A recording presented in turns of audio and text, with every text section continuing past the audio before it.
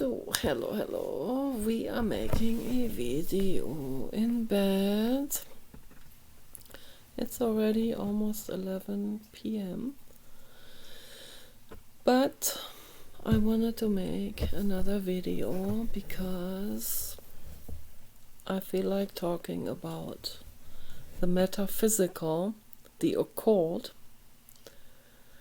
and the ether and the quantum realm. I want to talk about that a little bit because that has always fascinated me the absolute most in my life.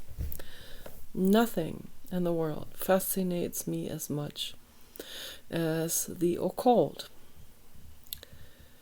I was thinking earlier today whether I should read maybe from the book by Helena Petrovna Blavatsky. I don't have the tablet here right now. It's on my Walmart tablet, and those are Project Gutenberg books. And I am so infinitely grateful for Project Gutenberg. That is the that's the ultimative bookstore, book library that is non-profit based and that offers antique books that have been transcribed onto ebook format, and you can just get those for free onto your devices. And that is a humongously generous present from those people that have created this entire project, the entire antique book library, free of charge for everyone, and the transcribing of old classics into ebook format. Absolutely fantastic. There are so many old classics out there that we have to read.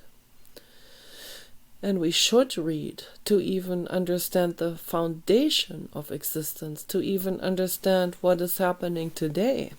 Okay, so a lot of stuff will become much easier to understand once we have actually read a couple of those old classics. And I'm not necessarily talking about novels. I'm talking about actual subject books, like philosophy or parapsychology, psychology, or science books. So there are so many. There are thousands of old books, antique books out there, and they're constantly being transcribed over into ebook form by amazing good Samaritans. And I'm infinitely grateful to these generous souls for doing that. That's really, really fantastic.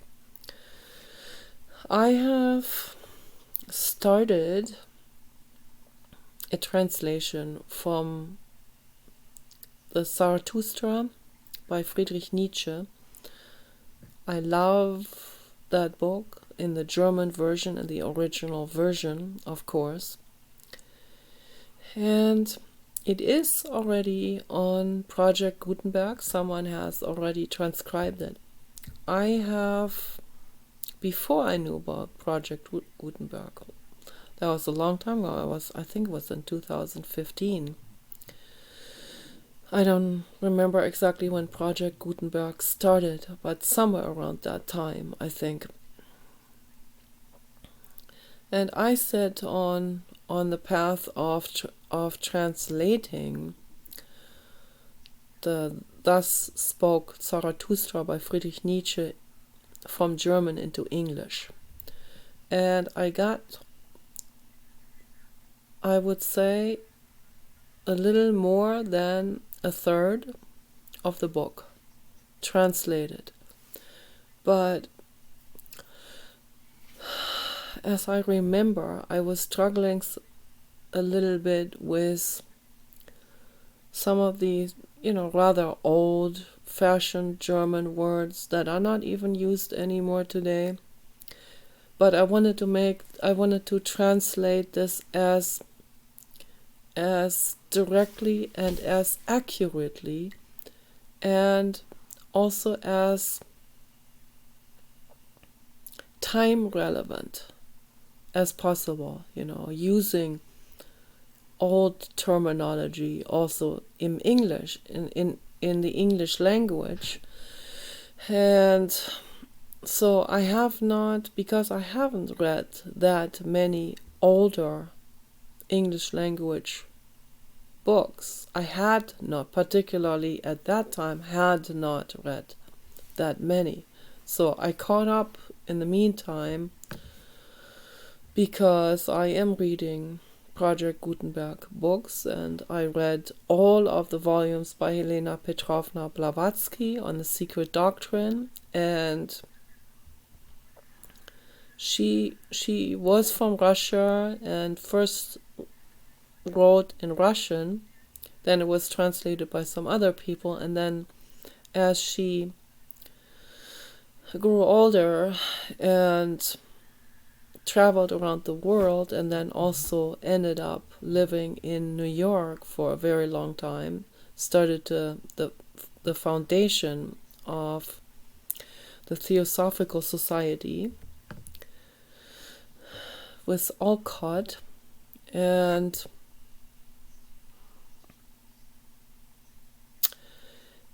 they started the Theosophical Society, and she got much better in English then, of course. And so her English had become absolutely brilliant.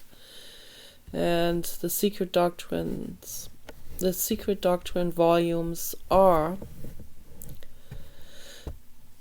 an absolute wonderful, authentic, and very elegant and very educated English that she used to write those. And just from reading those, I got used to the older terms that they have been using. I'm making a video, yeah. Got used to the older English terms, some of the older English terms, and some words that are kind of lost today, so words that are not used anymore. Some words I had to look up, and some words, they reminded me of German words and of some old German words. And sometimes, if you look very close, you can see if you speak both German and English, then you can see there are word resemblances between the two languages, particularly in the past. So these two languages are not that different, actually. If we look closer, we can see that they are not that different, and that they have a lot of origins in common. They have a lot of roots in common, linguistic roots. So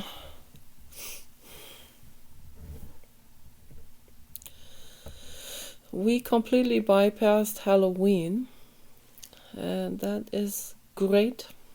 So instead of being somewhere in a trick or treat type of neighborhood, we are here, which is a retirement community. They don't do trick or treat here. And instead of doing all of that, parties and stuff like that, we took the time to sort things out in this house. And we fought, and we were both very hard-headed, and we moved forward like 2 steps forward, 1 step back, 2 steps forward, 1 step back. as long as we're moving forward, then I can say, okay, so we made some progress here. But no, we sorted things out, and I put my bed in the other room. I set it up. Well, that was not easy, but I managed to set it up. I took the frame into the living room, and then I vacuumed.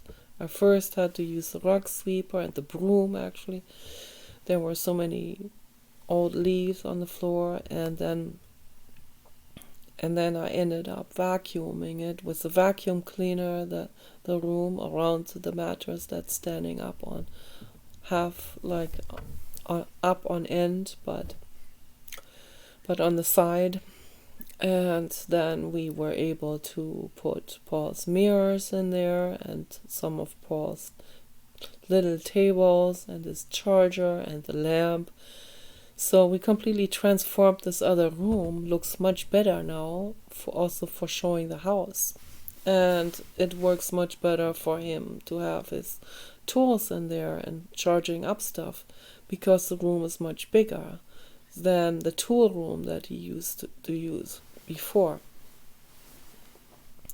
So now we're getting ready to bring my queen size bed back to the other house, because I need it there. So, but this one we leave here. This is an ultra heavy bed. This is a king size here, and it's a memory foam bed. And when I helped Paul in 2010 or 2011, I think it was 2011, I helped him carry this mattress upstairs. That was a humongous ordeal. I got a carpal tunnel in my left hand, and I could not move my hand for over a month. It was so intense. I overstrained my wrist on this. So he always overestimates my strengths. I'm fat and big and all of that, but I'm still a woman with a woman's wrist. So it's not like I'm Superman or something. Just because I'm fat and big, I still have these tender wrists, and I have tender skin and all of that. And I'm not like ultra strong like Arnold Schwarzenegger. So no, I'm strong, but not that strong. Not as strong as Paul wants me to be. Like this, he wants me to be this ultra construction worker that can just carry everything and carry him upstairs or something. I don't think so. I don't think so, seriously. I don't even think I can carry the baby dog.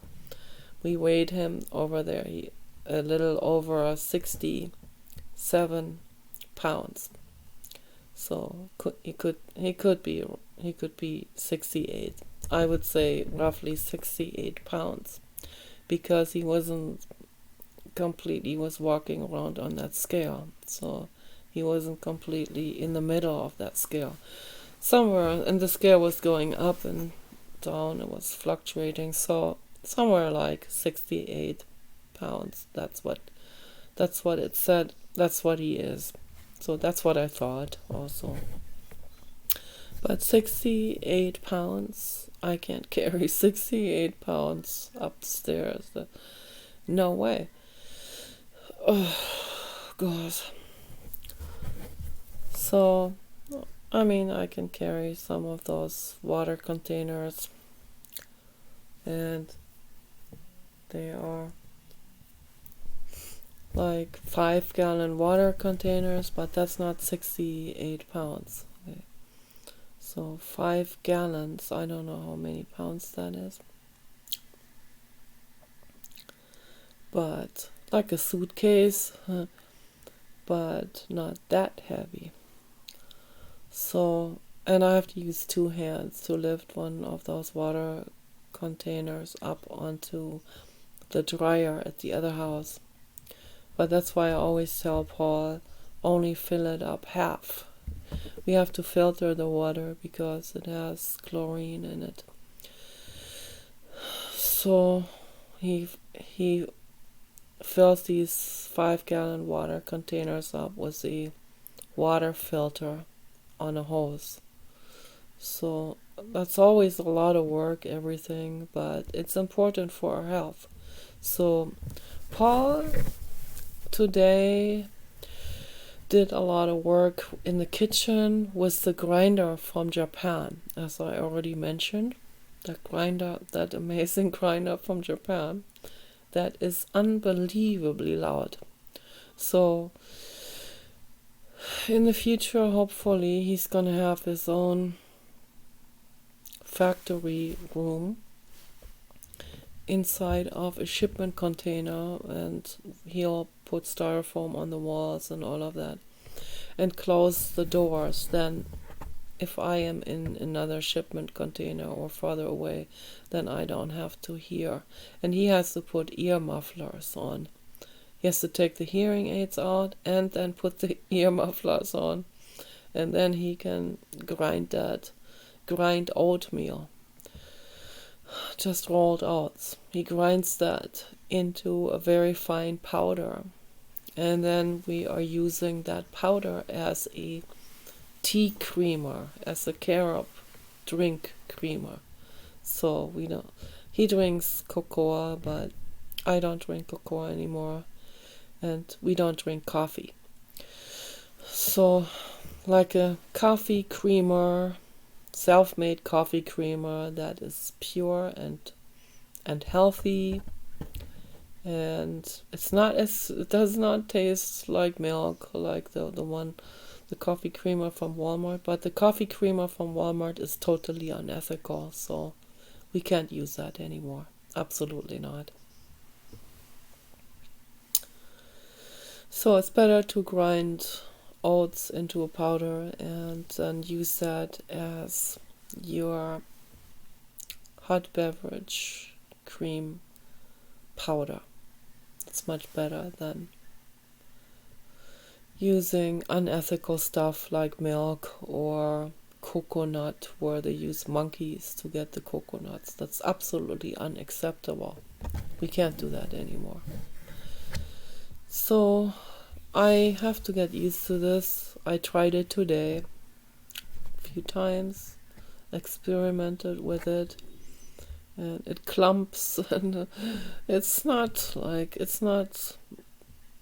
in any way like a coffee creamer at all. It's very heavy, and it kind of becomes thick like glue, like thick glue clumps.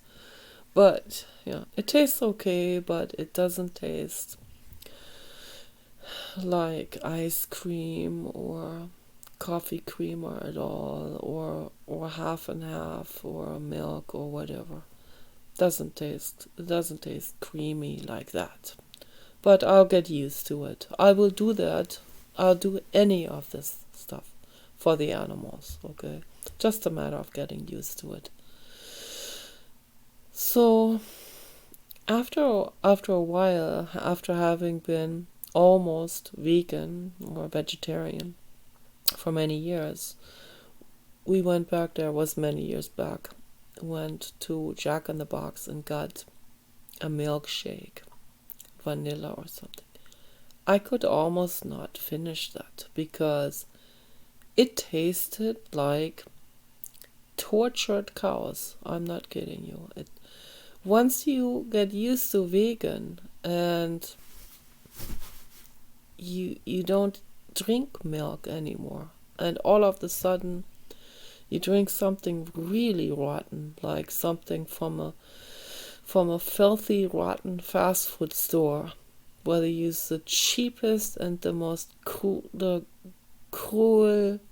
unethical stuff, and milkshake from suffering cows, where they're you can taste pus in it and cow material. You taste cow in it. And I was appalled about the taste of it. I mean, it tasted dirty, unhealthy, and awful. So most people, they are desensitized. Their taste buds are desensitized. Their minds are desensitized. They're fragmented. They're not attuned. That's why it is very important that people make an effort to attune themselves to ethics and kindness. It's very, very important, okay, that they do it.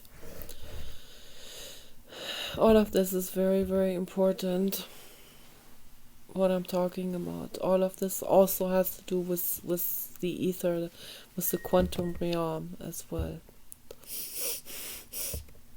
I guess Paul's hearing aids are squealing again, which is very, very awful. The kind of sounds that I put up with. And I'm hypersensitive.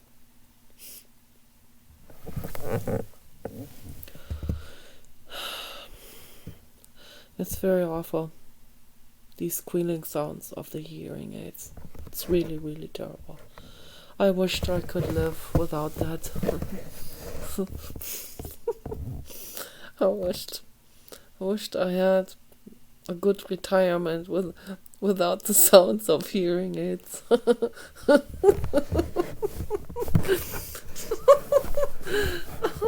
That would be really, really nice. Yeah. Hearing aids.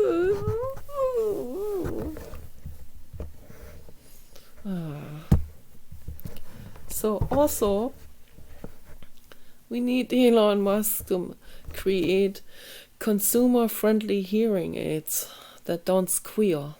So I'm waiting for that to finally come on the market. That would be really, really great. Blue God says 1118. Now, this is the message of the Blue God. That means the Blue God is always there for us, and that means the Blue God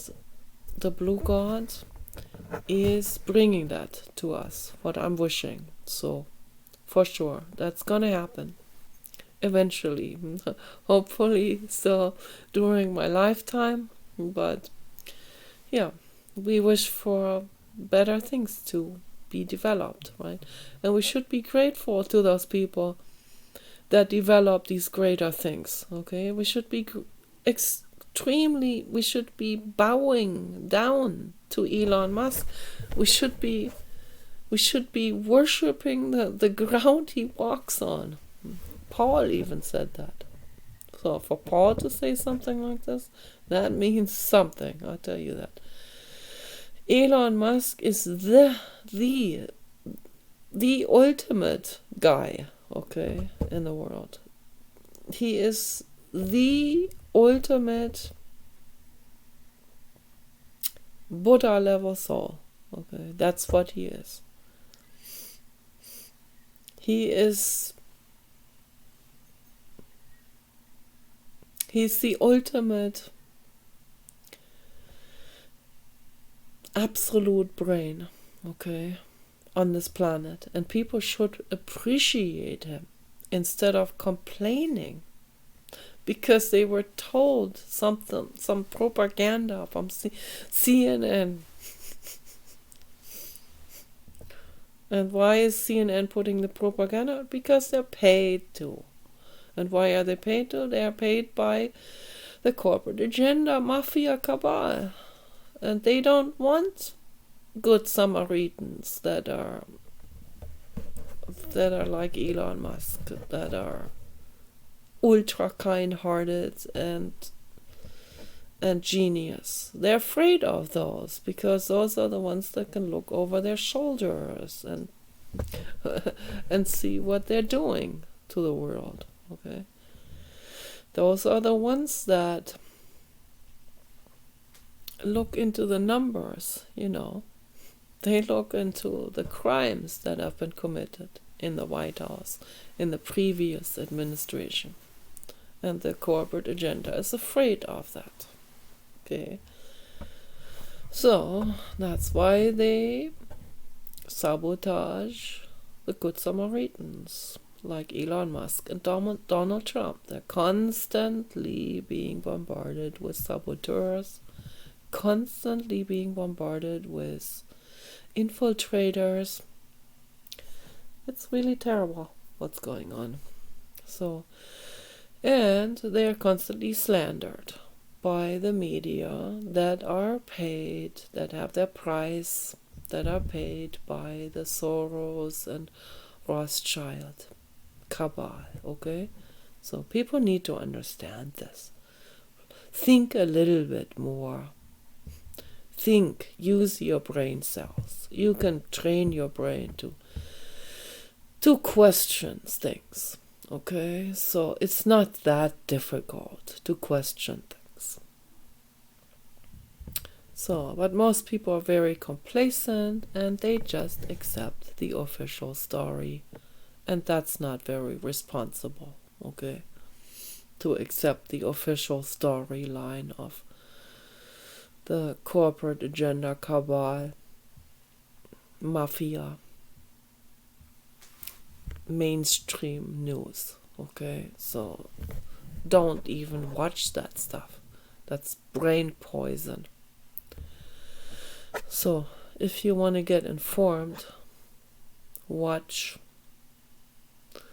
Fox, from all the commercial ones. Fox is still the best, but even they have infiltrators against the Good Samaritans. But they're a little bit closer to the truth. It used to be reverse, all of that, in the past, long time ago.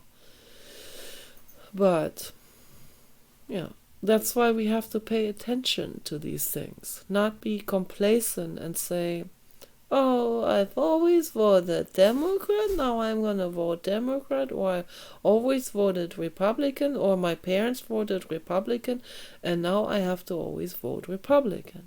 So, Paul's mother was always voting Democrat, and Paul's dad always voted Republican. And his aunt always, his mother's sister voted Democrat, and her husband always voted Republican. They can save time and just not vote then. That'll be the same outcome, right? Because they cancel out each other's votes. So why even go to the voting station, right? This is just a waste of time then. It's like, just because they always voted like this and then they vote like that again, and because their parents voted like that, they will vote like... That's not responsible at all. You have to pay attention to things. Your favorite party could become infiltrated. And then what? Then you still vote for them? Once the mafia has completely gutted it and taken over? You still vote for it? You still donate money to Greenpeace after it had been gutted and infiltrated by developers that are using that as a profit machine. Okay, so think a little bit. Think about this. Question things. Particularly when someone is slandered on the mainstream news, then you should already know. That's already a red flag. If someone is slandered, if someone is made to look really bad, then you need to look behind the scenes and find out why. What's the real reason for it? So, most likely, because that's a good person. Okay? It happens all the time, like non-stop. It really happens all the time. So, yeah, but I translated a little more than a third of the Zarathustra because I didn't like the other the other English translations that are on the market. But I don't know, I got exhausted and then I abandoned it. And I also translated the book by Anneliese about the therapy with me when I was a child, called Betty. I translated it also to a little over a third, around the same time. I was working that here on this house. So from, I think, 2011 to 2015, something like that. I was working on that because there was one year where, when Kenny was still here, the blue god in dog form, albino Great Dane with light blue eyes. He's the one that moved with us here to this house when we bought this house. And there was one year where when Kenny did not go into the Prius, and we had the white Prius. Kenny didn't go in the Prius anymore. He had outgrown the Prius. And we didn't have another vehicle, so Kenny and I just stayed here. House arrest for over a year. I didn't mind because we have a large garden here and the house is very big. And I was writing poetry, I was translating the books. I had friends on the internet still at that time. I don't have any friends now. I had a very sweet, dear vegan friend. I hope he's doing well. And I was still friends with Rosa at that time, Rosa Martinez from Colombia. I'm very sad that we're not talking anymore. I went on her nerves, so she had to take a break. And I said, I understand. That's okay. So, yeah, a lot of times, we meet someone, particularly when it's on the internet, then at some point it fizzles out. So, but it's okay. It's not that. What matters is that you have your own family, and your family, your physical family, could be an adopted family. It could be, you adopt your husband is not blood related. Your dog is not blood related. So your husband and your dog is your family. Okay, that is the nuclear family, and that's what matters and nothing else. Blood related family is okay as long as they're nice. But if they're not nice, then walk away. That's what you have to do. You have to do that. You owe that to yourself. Okay, it's very important.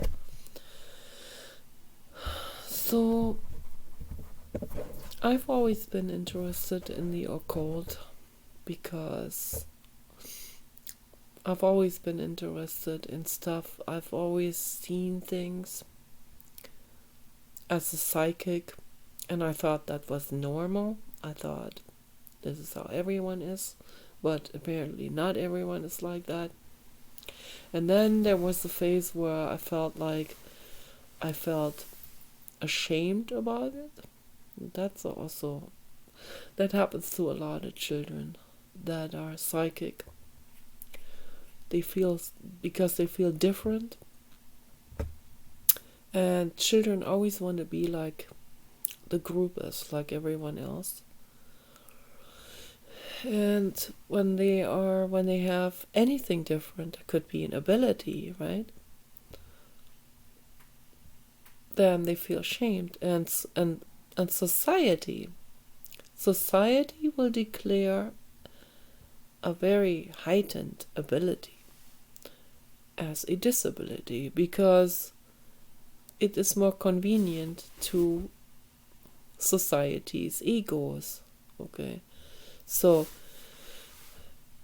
if you have 1,000 people and there's one psychic among 1,000 people, and all the other people are not psychic, then guess what happens? The other people will declare that psychic person. They would declare his ability as a disability. That's very likely to happen. So let's not get swept away by that, and that's part of paying attention. Let's not get swept away by the mass consensus, what everyone agrees on. Okay, so just because they are all this way and you are different, you see more, you feel more, that doesn't make you disabled. Just because the other ones don't have that ability, and it's easier for their egos to dismiss what you have, so that they don't have to, so that they can just shrug it off as, oh, that guy's just weird, or this woman is just crazy, or whatever, or they just have a disability, they're having a hard time adapting to society, so they see it as a disability, right? So don't get swept up by this belief, because this is a false belief. If you're psychic, you have a heightened ability. Use that wisely. So use it wisely, and don't be afraid of it. I used to be afraid of myself. I had to learn not to be afraid of myself. So I had nightmares about my own abilities. He doesn't want to be seen, so I have to shine the computer up like that. I used to have nightmares about my own power, but I haven't had those type of nightmares recently anymore, so maybe that's really good. Maybe it's a good movement forward in the right direction. But it is very important that people understand that society is not your dictator. Society is how most people are. Most people don't have heightened perception. They don't have ESP, extra sensory perception. They want to, some of them, but they don't, and they are followers, and they are desensitized, and there are some rare people that, even in the midst of all of this chaos and this desensitization, they still have that heightened ability of perceiving things that other people can't perceive. So there are clear differences.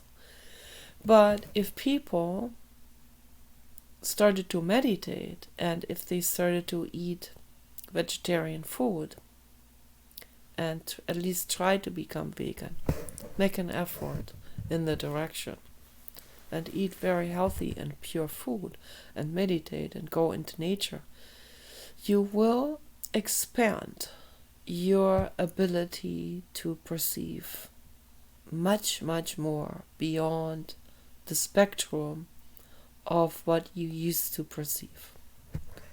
That is a guarantee. I'm guaranteeing this to people. So everyone can train that. Everyone can heal in that direction.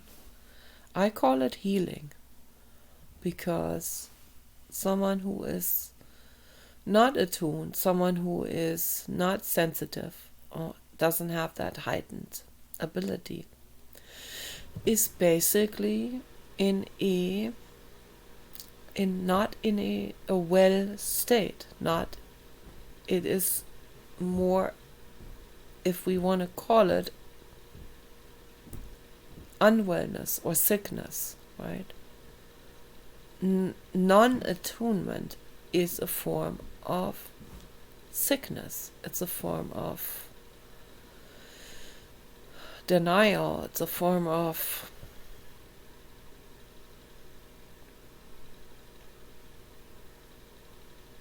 maybe even retrograde amnesia.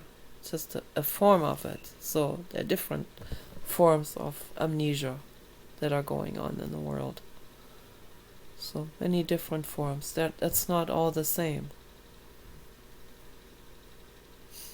There are forms of denial. There are forms of disconnect. There are forms of fragmentation and splintering and dissociation.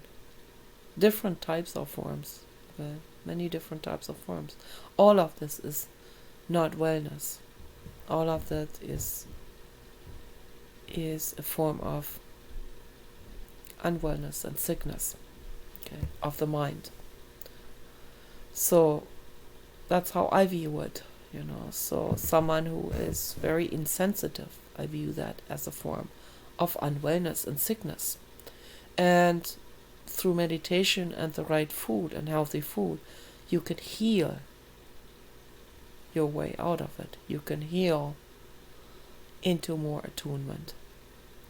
Becoming attuned is part of the healing process. It's the truth. We're all on the healing process. We're all, even if some people seem to be backtracking. So all of this is soul school, and soul school is always a movement forward, even if some people have to learn the hard way 10 times in a row. They are still on this trajectory forward, however slow, right? It is a slow movement. It's a slow healing process.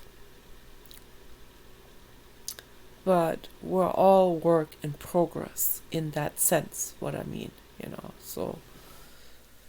But we can get on the healing path that is much more powerful in terms of healing and moving forward. So, and the healing path is definitely making a commitment. That has to be done by the brain, by your mind.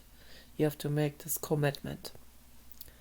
And you have to say, I want to get on the healing path now. So I'm tired of this dabbling in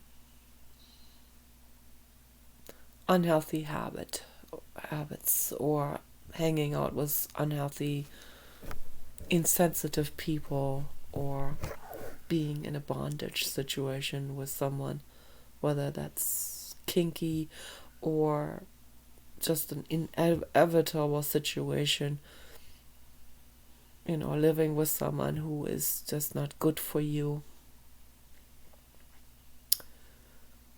Paul and I, this is not an ideal partnership. We have very different brains. It's very difficult.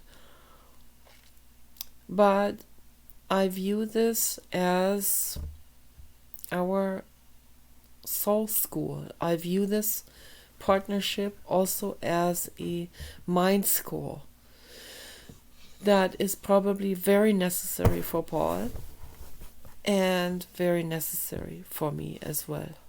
So I think his friend Gary Allen, who said that we were actually complementary for each other. We're actually helping each other in a psychological way. I had to think about this for a long time, whether he was right, but I think he is. So it's very difficult, and I cry and I pray to the blue God to get me someone to take me out of this situation. to rescue us and to make things easier, where Paul and I don't have to be going through this, with this hard-headed resistance towards each other, and he is not listening to me, and he thinks I'm not listening to him. And we were very, very knuckle-headed, and both of us are very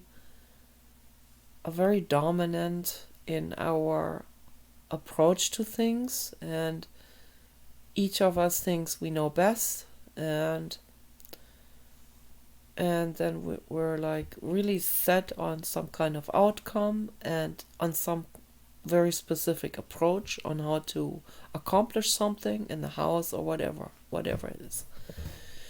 And with the bed, transporting this bed to the other house is a real headache that has been going on for months and months and months, and causing fights and all of this. This is real a conundrum, it is.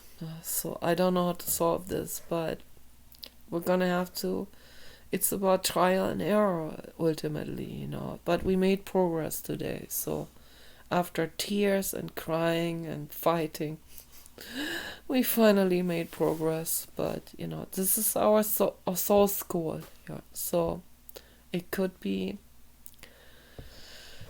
everything could be much better, in terms of living situation. We could live with someone Paul should live with someone who is endlessly patient, and I need to live with someone who is endlessly patient. So that would be really, really helpful,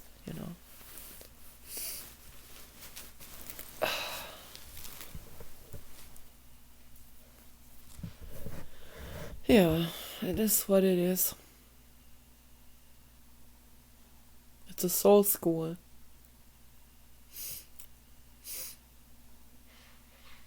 And the only thing that matters in life, in existence, is love. True love. That's what matters. And we're learning, growing, expanding, healing. And it's a soul school. And it's a mind school.